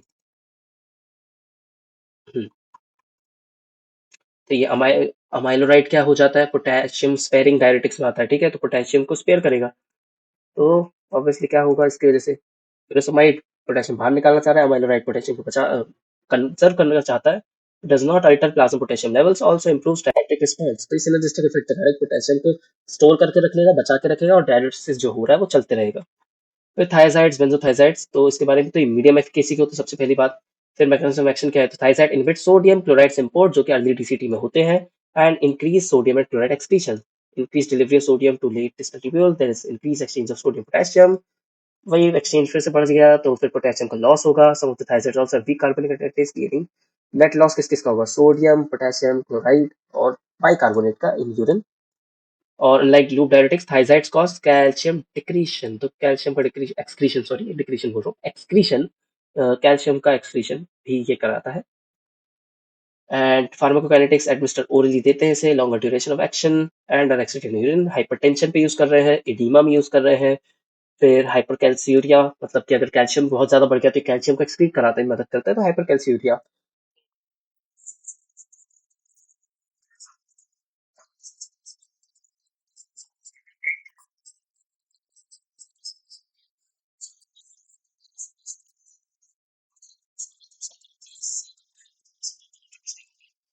तो एक बंदा जिसकी नींद बहुत प्रॉपर ही नहीं हो पाती, क्यों, क्योंकि उसको लगभग 2 से 3 घंटे वो सो पाता है रात में, 2-3 घंटे, 4 घंटे एट मैक्स, क्योंकि उसको हर आधे घंटे 45 मिनट पे जाना रहता है और अच्छा खासा यूरिन पास आउट करना रहता है। एंड अब यूरिन पास आउट कर रहा है तो ऑब्वियसली उसे पानी पीना भी पड़ेगा, क्योंकि नहीं पिएगा तो डिहाइड्रेशन हो जाएगा, बच्चा बेहोश हो गया एंड ऑल दैट। तो डीआई का जो केस होता है भाई, इसका तुम जब देखोगे ना थोड़ी सी, आई थिंक एक केस, एक वीडियो भी है इसके ऊपर, तो एक पेशेंट का, तो भाई वो बताता है यार, एंड ऑब्वियसली वो प्लेजेंट नहीं करता साउंड भाई, तुमको मतलब बहुत चिढ़ हो जाती है, एकदम चिड़चिड़े हो जाते हो। तो यही बता रहा था, थायजाइड्स क्या करता है कि भाई सोडियम क्लोराइड के इम्पोर्ट को रोक देता है, सोडियम क्लोराइड यहाँ पे ल्यूमन पे पड़ा रहता है, ल्यूमन से एक्सक्रीट आउट होते जाता है। एंड नॉर्मली अगर ये सिम्पोर्ट अगर काम कर रहा होता, सोडियम क्लोराइड अंदर जाते, क्लोराइड पे ये अपना इंटस्टिशियम पे, सोडियम अंदर जाता और पोटेशियम बाहर आता, तो ये इसमें बता रहा है नॉर्मल क्या है। और थायजाइड को अगर देंगे तो जिससे कि सोडियम क्लोराइड बढ़ेगा, और बढ़ेगा क्या, सॉरी, मतलब अंदर नहीं जा पाएगा, ये जो एक्सचेंज है ये नहीं हो पाएगा एंड बाहर निकलते जाएगा ल्यूमन से। फिर एडवर्स इफेक्ट की बात करते हैं, थायजाइड्स कैन कॉज इलेक्ट्रोलाइट डिस्टर्बेंस, ठीक है, which cause hypokalemia, hyponatraemia, hypomagnesaemia and hypercalcaemia, hypercalcaemia. फिर hypocalcemia is more common with thiazides than loop diuretics because of their long duration action. Hypercalcemia is due to decreased urinary excretion of calcium. तो decrease क्यों हो रहा है calcium का, hypercalciuria use, thiazide से using calcium nephrolithiasis to reduce the urinary excretion. एक second, ये calcium excretion को डिक्रीज करते हैं, सॉरी क्या, हाँ तो वही बोल रहा हूँ, थोड़ा गलत हो गया था क्या, कैल्शियम को भैया ये डिक्रीज करते हैं, कैल्शियम एक्सक्रीशन यानी कैल्शियम को बढ़ाएंगे बॉडी में, सॉरी यहाँ पे मेरी मिस्टेक हुई है, कैल्शियम को ये बढ़ा के रखते हैं, ठीक है, थायराइड्स, क्योंकि एक्सक्रीट नहीं होने देते कैल्शियम को। लूप डायरेटिक्स में कैल्शियम निकल रहा था, मैग्नीशियम निकल रहा था, इस पे कैल्शियम प्रिजर्व हो रहा है, कंजर्व हो रहा है बॉडी में, तो ऑब्वियसली बॉडी में कंजर्व होगा, तो जैसे हाइपर कैल्सियूरिया, तो यूरिन पे अगर कैल्शियम बहुत ज्यादा बढ़ गया है, कैल्सियूरिया में, कैल्सीमिया, थोड़ा सा ध्यान नहीं दिया था। हाइपर कैल्सियूरिया में क्या होता है, कैल्शियम यूरिया पे बढ़ा हुआ है, मतलब यूरिन पे बढ़ा हुआ है। अब यूरिन पे बढ़ा हुआ है तो कैल्शियम का एक्सक्रीशन ज्यादा हो रहा है और अपन को कैल्शियम को कंजर्व करना है, ठीक है, तो अपन क्या करेंगे, ये थायराइड्स को देंगे, जिससे कि urinary excretion of calcium reduce हो जाता है। एंड यही सेम चीज मैं बता रहा है, अब बहुत ज्यादा अगर तुमने कैल्शियम कंजर्व कर लिया तो हाइपर कैल्सीमिया हो जाएगा, तो यहाँ पे मेरी थोड़ी सी मिस्टेक थी, सॉरी। अब शायद तुमको थोड़ा समझ, अगर कहीं पे कंफ्यूज हुए हो तो वेरी वेरी सॉरी। अब शायद इसे मतलब वही बोल रहा हूँ, अच्छे से देख लेना, एंड माफी चाहूंगा, ये वाली गलती, ये थोड़ा सा ब्लंडर हो गया था big। फिर metabolic disturbance are similar to than that of loop diuretics, hyperglycemia, hyperlipidemia and hyperuricemia। Metabolic disturbance के बारे में बात कर रहे थे अपन, पिछली बार भी किए थे भी जस्ट लूप डायरेटिक्स में, तो ये भी वही कर रहा है थायराइड। फिर इम्पोर्टेंस भी करा सकते हैं, इम्पोर्टेंसी कहाँ, नॉट प्रिफर्ड, इसलिए प्रिफर नहीं किया जाता भाई यंग मेल्स पे। पता चला भाई हाइपरटेंशन ठीक करने गए थे, एक और टेंशन आ गई, खड़ा ही नहीं हो रहा, इम्पोर्टेंसी हो गई। Skin rashes, photosensitivity, GI disturbances like nausea, vomiting can occur. Diuretics should be avoided in pregnancy as they क्या करते हैं, reduce placental perfusion by decreasing blood volume, which can cause fetal death। Diuretics को खासकर pregnancy पे नहीं देना चाहिए, क्योंकि ये प्लेसेंटल परफ्यूजन जो, जैसे ब्लड वॉल्यूम जो है, तो ब्लड पास ऑन होता है प्लेसेंटा से जाते हुए, प्लेसेंटा से के थ्रू जाते हुए, तो वो रिड्यूस हो जाता है। ऑब्वियसली ब्लड सप्लाई अगर कम हो जाएगी बच्चे को, तो फीटल डेथ होने के चांसेस बढ़ जाते हैं। फिर थायराइड रिलेटेड क्लोरोथाइलिडोन के बारे में बात कर रहे हैं, frequently used thyroid related diuretic in hypertension, it is a longer duration action। Indapamide and metolazone are longer acting than thiazides, mainly use होते हैं हाइपरटेंशन पे, कहाँ पे, hypertension. Metolazone and zipamide are used for treatment of edema, edema में इसका use किया जाता है। Metolazone सीवियर रीनल फेलियर पे भी इसे यूज करते हैं मेटोलाजोन का, ठीक है, तो कहाँ पे है ये जो देख रहे हो ना, क्लोरोथैलिडोन, मेटोलाजोन, जिपामाइड, इंडापेमाइड, क्लोपामाइड, तो ये इसके बारे में इसने बस एक 4 लाइन दी है। एंड ये थायराइड लाइक रिलेटेड डायरेटिक्स है, उसी तरह से एक्ट करते हैं लगभग, बस इसका ड्यूरेशन एक्शन बड़ा होता है, थोड़ा लंबा होता है। एंड हाइपरटेंशन में से यूज करते हैं, इडीमा में से ट्रीटमेंट के लिए यूज करते हैं, एंड सीवियर रीनल फेलियर अगर हो गया किसी को, तो भी अपन थायराइड रिलेटेड डायरेटिक्स को देते हैं। पोटेशियम स्पेयरिंग की बात करते हैं, ठीक है, पोटेशियम स्पेयरिंग का नाम से पता चल रहा है, ठीक है, ये एल्डोस्टेरोन का एंटागोनिस्ट होता है, एल्डोस्टेरोन के एंटागोनिस्ट, कॉम्पिटिटिव एल्डोस्टेरोन को ये आने नहीं देंगे। तो देखो क्या कर रहा है, spironolactone aldosterone antagonist synthetic steroid है, steroid and structure related to aldosterone. Aldosterone क्या करता है, एल्डोस्टेरोन, ये जो एल्डोस्टेरोन एल और ये एमआर, ये मिनरल कॉर्टिकॉइड रिसेप्टर है, एमआरएनए, एमआरएनए से एआईपी, एआईपी क्या होता है, एल्डोस्टेरोन इंड्यूस प्रोटीन, जिसकी वजह से एल्डोस्टेरोन इंड्यूस प्रोटीन की वजह से क्या होगा, that effect is to retain sodium and excrete potassium, potassium को बाहर निकालो, सोडियम को रिटेन करो। एल्डोस्टेरोन का और काम क्या रहता है कि भाई सोडियम का सिलेक्टिवली रिएब्सॉर्ब करना और पोटेशियम को एक्सक्रीट करते जाएगा साथ में। स्पाइरोलैक्टोन competed with detox, क्या बोलते हैं, mineral corticoid receptor and prevent the formation of AIPs। Therefore, spironolactone promotes sodium and water retention, sodium excretion, potassium retention। spironolactone इस ड्रग का एक मेन एग्जाम्पल होता है, ठीक है, तो spironolactone when circadian estrol levels are high it also increases calcium excretion, तो ये कैल्शियम एक्सक्रीशन को बढ़ाता है, तो लूप डायरेटिक्स और ये कैल्शियम एक्सक्रीशन को बढ़ाते हैं, थायराइड कैल्शियम एक्सक्रीशन को कम करता है, ठीक है। फार्माकोकाइनेटिक्स की बात करते हैं, ओरली देंगे, पूरी absorb, highly not plasma protein, liver पे मेटाबोलाइज, और क्या है, किस फॉर्म पे जाता है, कैनरेनॉन, कैनरेनॉन, ठीक है, इस पे ये liver and forms active metabolite, spironolactone जाके लिवर पे कन्वर्ट होता है कैनरेनॉन में, और ये कैनरेनॉन ही है जो कि बाकी का काम करता है आगे का। लॉन्ग प्लाज्मा हाफ लाइफ, ये सब ठीक है। यूज क्या है in oedematous condition, acidic secondary hyperaldosteronism, hepatic cirrhosis, nephrotic syndrome, इन सब में। सीसीएफ कंजेस्टिव कार्डियक फेलियर पे इसको यूज करते हैं अपन। फिर spironolactone is often used with, क्यों, अभी इससे अपन ने बात की थी, serum potassium levels maintain and antihypertensive efficacies enhance, तो इस पे अपन बात कर चुके हैं। इस थर्ड पॉइंट पे, फोर्थ पे देखो तो resistant hypertension due to primary hyperaldosteronism, renal hypertension भी हो सकता है, प्रिसिपिटेट कर सकता है, जैसे कॉल्स सिंड्रोम कहते हैं, ठीक है। नींद आती है अब तो यार, कॉल सिंड्रोम, इसके बाद भाई कितना बचा है, एंटी डायरेटिक्स है ना, बस छोटा ही सा। फिर एडवर्स इफेक्ट में बात करते हैं, hyperkalaemia is the major adverse effect of aldosterone antagonist, the greater risk is great in patients with renal disease और those receiving ACE inhibitors, ARBs यानी कि angiotensin receptor blockers, beta blockers, NSAID etcetera. Other adverse effect क्या क्या हो सकते हैं? Nausea, vomiting, diarrhoea, peptic ulcer, drowsiness, mental confusion, menstrual disturbances, gynaecomastia, decrease libido, जिसको anti androgenic effect भी कहते हैं। ड्रग इंटरेक्शन में इसमें एक ही दिया है, एस इनहिबिटर इनटू स्पाइनोलेक्टन। एस जो एस इसमें आता है पावरफुल वेसोकंस्ट्रिक्टर को, एंजियोटेंसिन 2 को ये एक्टिवेट करने में मदद करता है, लंग्स के थ्रू सीक्रेट होता है एस।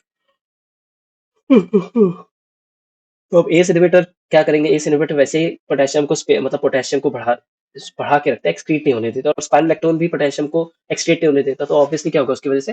हाइपर कैलीमिया के चांसेस बढ़ जाते हैं, can occur. Eplerenone aldosterone antagonist, ये सब अमाइलोराइड डायरेक्ट एक्टिंग कैसे करते हैं? Amiloride triamterene both are directly acting. ये क्या करते हैं? डायरेक्टली ब्लॉक कर देते हैं sodium channel in the luminal membrane of the cells of the late distal tubule and collecting dust. The net effect of these drugs is to increase sodium excretion, retain potassium, potassium retain रहेगा, sodium बाहर निकलते जाएगा. These are called potassium spine diuretics. They are administered orally. Amiloride inhibits hydrogen secretion in collecting duct. Acidosis can occur. Acidosis क्यों हो रहा है? क्योंकि भाई collecting duct में हाइड्रोजन आयंस नहीं जा रहे, यानी एक्सक्रीट आउट नहीं हो रहे, तो अब ये बॉडी में स्टोर होंगे, बॉडी में ही स्टोर होते जाएंगे, तो ऑब्वियसली कंसंट्रेशन बढ़ने पे क्या होता है? H+ के कंसंट्रेशन बढ़ने पे एसिडोसिस कंडीशन आ जाती है, प्रेसिपिटेट हो जाती है. Both are low efficacy diuretics. Amiloride are more potent and longer acting, तो ये ज्ञान वाली बातें. यूजेस क्या है पोटेशियम डायरेटिक्स? थायराइड डायरेटिक्स के साथ हाइपरटेंशन पे, ठीक है, और also correct hypokalaemia. Amiloride is treatment of lithium induced nephrogenic diabetes insipidus. Amiloride किस में यूज करते हैं? Lithium induced nephrogenic diabetes insipidus. It blocks lithium transport through sodium channels in the cells of the collecting duct, तो ये lithium के transport को block कर देती है. फिर amiloride aerosol improves mucociliary clearance in patients with cystic fibrosis. Adverse effect की बात करते हैं, hyperkalaemia, nausea, vomiting, diarrhoea, headache, dizziness, muscle cramp etcetera, तो ये सब इसके एडवर्स इफेक्ट हो गए. डायरेटिक रेजिस्टेंट क्या होता है? तो भाई obviously when the oedema does not respond to a diuretic, decrease in diuretic response is due to, अगर किसी को लॉन्ग टर्म पे थेरेपी दोगे तो जो बोलते हैं ना ढीठ बन जाता है, तो उसी तरह से डायरेटिक का एक रेजिस्टेंस हो जाता है अगर क्रॉनिकली यूज करते हो इसे. And prolonged use of diuretics can cause some pathological changes in the tubules, which may lead to development of diuretic resistance. Diuretic resistance is mainly seen in elderly patients due to age-related factors. And क्या क्या elderly patient decrease GFR, decrease renal function, diuretics cannot reach the site of action, और diuretics पहुंच नहीं पाएगा तो decrease diuretic response. ये जो table है इसको जरूर पढ़ना यार, इस पे सब कुछ दिया हुआ है कि भाई मैकेनिज्म एक्शन, एफिकेसी क्या है, साइट ऑफ एक्शन क्या है, तो ये इस टेबल को बहुत अच्छे से घोट कर रखना, ठीक है. फिर other than this chronic failure resistance can be overcome to some extent by resistance के, और कैसे ओवरकम कर सकते हैं? दवाई के बिना, या दवाई ले रहे हो तो कौन से? Increasing the dose and frequency of the diuretic, कि अगर फ्रीक्वेंसी और डोज बढ़ा दोगे तो रेजिस्टेंस ओवरकम हो जाएगा. Taking diuretics before meal, salt restricted diet, proper bed rest, use of combination of diuretics, ये सब ज्ञान वाली बात है, ठीक है. फिर बात करते हैं वेसोप्रेसिन की, रुको यार. हाँ, तो बात करते हैं एंटी डायरेटिक्स की, तो उसमें सबसे पहले आता है वेसोप्रेसिन. वेसोप्रेसिन क्या करता है? देखो वेसोप्रेसिन मिलता कहाँ पे? नाम सुना सुना सा है, पेप्टाइड हार्मोन है, supraoptic and paraventricular nuclear of the hypothalamus. ये सिंथेसाइज होता है, स्टोर होता है कहाँ? पोस्टीरियर पिट्यूटरी पे. पोस्टीरियर पिट्यूटरी पे दो हार्मोन सिक्रिएट होते हैं, स्टोर होते हैं सिक्रिएट के लिए. एक है वेसोप्रेसिन, जिसे अपन एडीएच भी बोलते हैं, एंटी डायरेटिक हार्मोन, और दूसरा होता है ऑक्सीटोसिन, जिसे लव हार्मोन भी कहा जाता है. ये इसमें सिंथेसिस एंड ये स्टोरेज वोरेज का हिसाब किताब, इसका इंक्रीज प्लाज्मा ऑस्मोलैरिटी कराएगा, हाइपोवोलीमिया और हाइपोटेंशन, ठीक है. तो एडीएच का एक्शन विया V1 रिसेप्टर, V2, तो V1 क्या है? V1 इमीडिएटेड, ब्लड वेसल पे वेसोकंस्ट्रिक्शन, जीआईटी में पेरिस्टाल्सिस बढ़ा रहा है, लिवर में ग्लाइकोजेनेलाइसिस, प्लेटलेट पे एग्रीगेशन. V1 भी इमीडिएटेड क्या है? Release of ACTH from anterior pituitary. V2 receptors की बात करते हैं तो रीनल ट्यूब्यूल्स में पाए जाएंगे, increase water reabsorption, hence reduces urinary output, vascular endothelium, release of clotting factor 8 and 1 prevent factor from vascular endothelium, ठीक है. यहाँ तक के कुछ ज्यादा अलग से बहुत ही मतलब वो है, 11th बोल रहा हूँ, पिछले साल फर्स्ट ईयर वाली चीज है, इतना ज्यादा लोड लेने वाली बात भी नहीं है. Contraction of the smooth muscle vasopressin is mediated through oxytocin receptor, तो कंट्रैक्शन भी कहीं ना कहीं वेसोप्रेसिन की वजह से होता है, वेसोप्रेसिन बोल रहा हूँ, ऑक्सीटोसिन की वजह से होता है. Both V1 and V2 G coupled protein receptors, ठीक है. अब वेसोप्रेसिन का एनालॉग क्या है? डेस्मोप्रेसिन, तो ये एंटीडायरेटिक्स के तीन बता रहा है, antidiuretic hormone and anti analogues, vasopressin, desmopressin, lypressin और ट्रेलिप्रेसिन. नाट्रियोरेटिक्स में, नाट्रियोरेटिक्स यानी कि सोडियम का हिसाब किताब यहाँ पे, तो ये सोडियम को रोकते हैं एक्सीट होने से। थायजाइड्स और अमाइलोराइड पे, सॉरी, थायजाइड्स और अमाइलोराइड ये सोडियम यूरेटिक्स है, सोडियम को बढ़ाएंगे, सोडियम को एक्सक्रीट आउट होने देंगे एंड पोटेशियम को स्टोर करके रखेंगे, पोटेशियम को नहीं होने देते। मिसलेनियस में कार्बामेज़ेपिन और क्लोरप्रोपेमाइड एंड इंडोमेथासिन। तो इसके ये देखो एक्शन हिसाब किताब। Desmopressin V2 selective V2 receptor agonist है, more potent than vasopressin as an antidiuretic. It has negligible vasoconstrictor action and it is administered by oral, nasal and parenteral routes. ठीक है।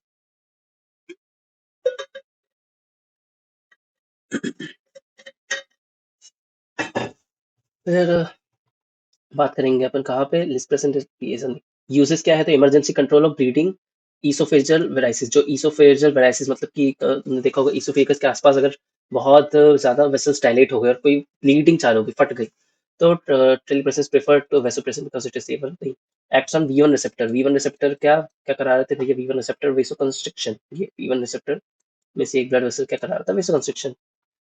तो constrict mesenteric blood vessel, decrease blood flow of portal vessel, reduce pressure in the varices, stop bleeding, तो bleeding stop करने का काम आती है esophageal varices में। Vasopressin फिर may be used to abdominal radiography to expel intestinal gas by acting on V1 receptor in the intestine। तो भाई अगर मान लो बहुत ज्यादा गैस वैस है तो V1 रिसेप्टर पे एक्ट करके भी क्या कभी क्या होता है कि अगर मान लो किसी को पेट में बहुत ज्यादा गैस हो गई एंड उसकी वजह से दर्द दे रहा है और हो सकता है कि भाई उसने जैसे ही सॉर्ट ऑफ जो गैस थी उसका इश्यू रिजॉल्व हुआ, तो वो पेट दर्द या मतलब बैक पेन और जो भी चीज़ें वो वहीं पे खत्म हो जाती है क्योंकि रीजन खत्म हो गया। उस तरह से ये बोल रहा है expel gas intestinal gas bye acting on V one receptor. V one receptor से कैसे करेगा, क्योंकि भैया इंक्रीज पेरिस्टालसिस, पेरिस्टालसिस इंक्रीज होगा तो ऑब्वियसली जो गैस है वो भी निकलती चल जाएगी। फिर it is not effective in nephrogenic diabetes insipidus, ठीक है, नेफ्रोजेनिक डायबिटीज इंसिपिडस पे विसोप्रेसिन उतना काम नहीं आता। Haemophilia and brain disease desmopressin primary nocturnal enuresis, ये काम का है प्राइमरी नॉक्चरनल एन्यूरिसिस, यानी कि रात में कुछ लोग को आदत होती है बेड गीला करने की, तो उसके लिए desmopressin is bedtime reduce nocturnal urine volume, ठीक है। फिर DI is a condition characterised by excretion of large volume of direct urine large amount में निकलता है either due to decrease secretion of antidiuretic hormone और due to an inadequate renal tubular response to ADH. In short मतलब कि भाई जो DI की जो कंडीशन है ना, वो उस पे बहुत सारा अच्छा खासा यूरिन निकलता है और ये हो किस लिए सकता है, या तो एडीएच की कमी हो जाए, ठीक है, या फिर जो रीनल ट्यूबुलर पैसेज है, हाँ, या एक किडनी में कोई दिक्कत है, किडनी से पास ऑन नहीं हो पा रहा यूरिन, तो तुमको डायबिटीज इंसिपिडस की समस्या देखने को मिली। नॉट कि मतलब किडनी ब्लॉक हो गई है या यूरेटर ब्लॉक हो गया, यूरिन अच्छा खासा निकल रहा है, बस कोई प्रॉब्लम आ गई, मतलब अगर पहले एक नॉर्मल किडनी 1 से 1.5 लीटर पर डे जीएफआर निकालती है, यूरिन निकालती है, अगर उस पर कुछ प्रॉब्लम आ गई, किडनी पे कोई डिजीज हो गई एंड अब पता चला वो 4-4 लीटर 5-5 लीटर पर डे निकाल रही है, तो वो अपना वैसोप्रेसिन या इस कंडीशन को ठीक किया जा सकता है एंटीडायरेटिक हार्मोन की मदद से। वो एडवर्स इफेक्ट क्या क्या हो जाएंगे, nausea, vomiting, diarrhoea, bleaching, abdominal cramp, back एक, यूट्राइन कॉन्ट्रैक्शन की वजह से, vasopressin can precipitate attack of angina by constricting coronary blood vessels, hence it is contraindicated in patient with hypertension and coronary artery disease में vasopressin को अपन नहीं देते।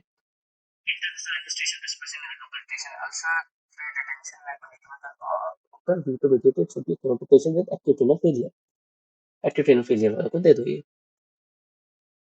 ठीक है भाई, अब इसके बाद तो ये खत्म होगा और मैं सोता हूँ यार, ठीक है, तो आधे पौन घंटे सोना ही पड़ेगा। Type of diabetes insipidus and their treatment, तो न्यूरोजेनिक और पिट्यूटरी सेंट्रल डीआई में आता है, नेफ्रोजेनिक डीआई, तो इस पे डिक्रीज एडीएस सिक्रीशन, इसमें नॉर्मल रहते हैं but renal tubules collecting drug fail to respond. फिर ड्रग ऑफ चॉइस इसमें डेस्मोप्रेसिन और इसमें ड्रग्स कौन सी, थायजाइड यूज करते हैं, अमाइलोराइड और इंडोमेथासिन, ठीक है। फिर रूट क्या हो गया ट्रिगर ये इसका डेस्मोप्रेसिन का, तो आई इंटरनेसली, आईवी, ओरल, सबक्यूटेनियसली दे सकते हो। Duration therapy usually life long पूरे ही टाइम में चलती है क्योंकि सेंट्रल डीआई भाई मैनेज करना इतना आसान नहीं होता, किसी पेशेंट में मतलब बहुत ज्यादा दिक्कत होती है उसको। एंड अब कहाँ थे अपन, एरिस्टोप्रेसिन most active action on beta receptor hence preferred in central DI, and its action on beta receptor in the cells of collecting tubule results in a decrease in urine volume. Other drugs, if patient does not tolerate desmopressin, chlorpropamide, the oral antibiotic agent है, increase antidiuretic effect of ADH on kidney। Carbamazepine को भी use करते हैं, thiazide को तो करते करते। फिर यहाँ पे अपन बात करते हैं नेफ्रोजेनिक पे, तो अमाइलोराइड और इंडोमेथासिन। अमाइलोराइड क्या करेगा, प्रेफर्ड ड्रग होती है किसके लिए? लिथियम इंड्यूस्ड नेफ्रोजेनिक टीआई के लिए। Acid block lithium sodium entry from renal epithelial cells. अमाइलोराइड के बारे में हमने देखे हैं ये रीनल एपिथेलियल सोडियम और कौन से चैनल को? सोडियम एंड लिथियम को भी, साथ साथ लिथियम चैनल को भी ब्लॉक कर देती है। इंडोमेथासिन के बारे में, reduce urinary volume in nephrogenic TI by inhibiting renal prostaglandin synthesis. Prostaglandin नहीं बनेंगे तो ऑब्वियसली भाई क्या कह सकते हैं, यूरिन वॉल्यूम नहीं बढ़ेगा। यूरिन वॉल्यूम नहीं बढ़ेगा तो भाई नेफ्रोजेनिक टीआई से अपन को थोड़ी सी राहत मिलेगी। एंड एसआईडीएच है सिंड्रोम, क्या क्या होता है सकते हैं इसमें? Head injury, meningitis, brain tumour, pulmonary disease etcetera. ये सब किसके अंदर पे आ सकता है? एसआईडी एडीएच के। Secretion, inappropriate secretion of antidiuretic hormone. Signs and symptoms क्या क्या? Anorexia, nausea, vomiting, muscle cramp, lethargy, coma, convergent death. Treatment क्या है? Restricted water intake. ड्रग्स में demeclocycline, treatment of SIADH, inhibits the action of ADH in the conduct. Vasopressin receptor antagonist like कॉनिवैप्टेन और टॉलवैप्टेन। इसके बारे में तो इतना कुछ खास सुना भी नहीं है, बस उसमें लिखा है कि ट्रीटमेंट ऐसे ADH के लिए यूज करते हैं। नॉन पॉलीपेप्टाइड्स IV और ओरली देते हैं। तो इसी के साथ भाई ये रीनल वाला काम खत्म होता है एंड CVS होगा। अब इसके बाद शायद ब्लड उठाओ, ब्लड के बाद CVS और ऐसे ही कुछ चलेगा। एंड मेरा एम है कि 10 तारीख तक के जल्दी जल्दी सारी चीज खत्म हो जाए।